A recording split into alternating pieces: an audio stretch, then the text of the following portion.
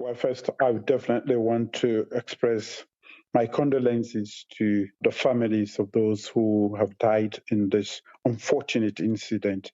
It is calm and quiet now. It's been like this since yesterday evening. The security forces are fully deployed to make sure that there is no further deterioration in the situation. There are arrangements in place now to make sure that we improve on that situation. It is calm and quiet as I speak. What are they saying, the security experts and the ministers in charge of the situation, about the underlying and overt causes of the violence? Well, it could be political. And I think that is the thought at the moment. They have been putting pressure to come out and protest. Of course, what happened yesterday was definitely not a protest. It was terrorism at the highest. We have a few Sierra Leoneans who live in the diaspora who have threatened to unleash terror on Sierra Leone on several occasions. They will incite unemployed youth on this part in the country. And on several occasions, we've had these episodic eruptions of violence. And the other time it was in Lonsa, another town, and another time it was in Makeni, Tombo, and we've lost lives in most of these instances. You say unemployed youth, which actually is an indication, isn't it, that people actually do have genuine reasons for anger, for feeling that they're not being heard and that their lives are becoming more and more difficult. So pointing to agitators seems to be denying that reality of Sierra Leonean youth and Sierra Leonean people in general. Definitely. There's hardship. We have unemployment. But most of the youths are unemployed. We do sympathize with their situation. And as a government, we have done quite a lot to address that situation. The free quality education, which involves technical education at all district levels, is all meant to empower them to be able to employ themselves or to make them employable. We are doing quite a lot to empower them in that direction. We've made education, access to education, free so that everybody is empowered. And it's also about inclusivity, making sure that every Sierra Leonean, any child born in Sierra Leone today, can have access to education. So that is going on at the moment. These are very expensive undertakings at a point when we know that the global economy is going through difficulties. But we have made that effort just to make sure that we equip our young people, place them in a position where they'll be able to gain employment. But that is a very long-term strategic vision. The education of young people is a long-term strategic vision to turn things around. But right now, there's a massive cost of living crisis.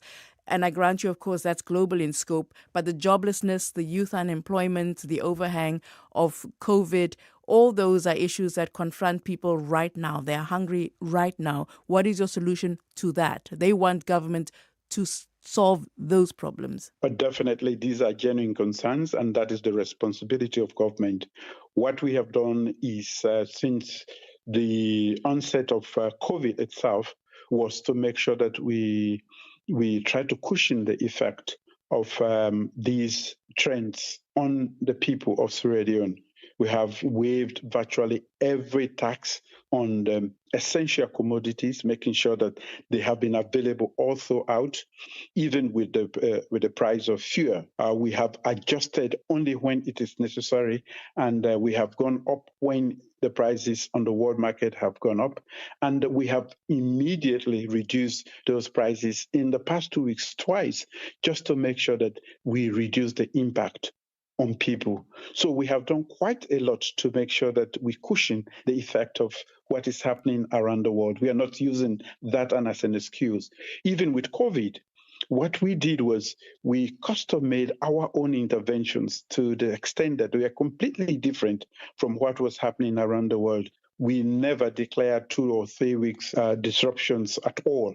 What we did was we had 2 periods during which we had to intervene, and we made sure that there were only 2 day interventions during that COVID time, just to make sure that we don't keep people indoor. During that time, we provided food for a lot of people, the disabled, and we provided also cash transfers to cushion the effect. So quite a lot of activities have been taking place from the side of government to just cushion the effect.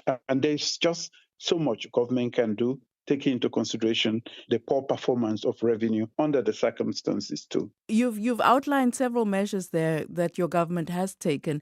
It seems though that there is still grounds for people to feel that government can do more.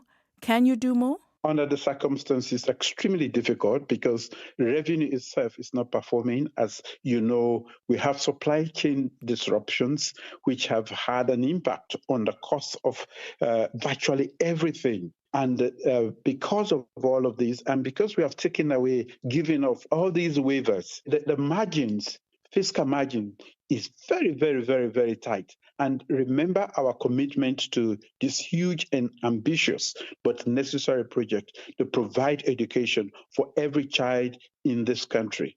That is a huge undertaking that is taking a large amount of money every month to make sure that we are providing school fees, we are providing textbooks, we are providing teaching and learning materials, we have provided transportation in most of the cities, we are providing feeding for other areas.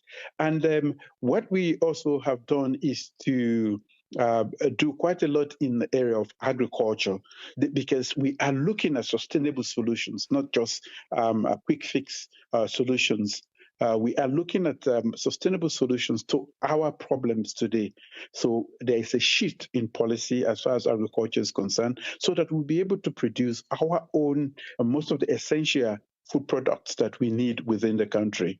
So why do you think though that people still come out in protest and in the numbers that they did yesterday with the kind of force that they did? Are you communicating your intentions, your programs, your strategic vision to the country so that they don't fall prey to what you were calling earlier agitators? We definitely try to do that all the time. But of course, there is politics underneath all of what is happening. And you can't take that away. And when you have this sort of ecosystem that has been created, we lash onto that. Of course, it's very easy to say the cost of things have gone up. Yes, that is true.